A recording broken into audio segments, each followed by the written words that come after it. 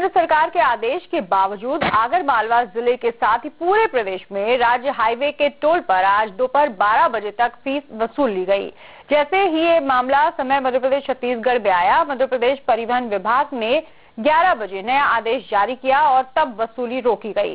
दरअसल 500 और 1000 के नोट बंद होने के बाद केंद्र ने पहले 9 से 11 तारीख की रात 12 बजे तक टोल पर वसूली बंद रखने का आदेश दिया था।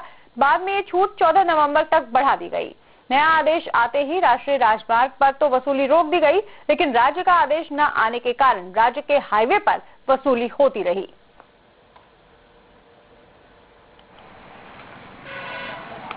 आप 200 रुपये लिए ना गाड़ी थोड़ी अपनी अपन ने की पर्ची वर्ची कुछ भी नहीं, आप पीछे भी नहीं कटी तो गाड़ी साइड में लगा दे, पर्ची कटवा ले तो फिर 200 रुपये लेके गाड़ी छोड़ दी।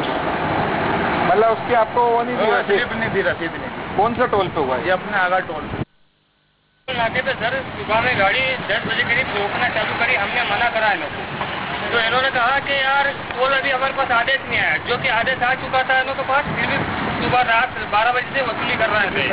और जब से वसूली करे दादागिरी हर चीज की इसके पास सब कुछ है।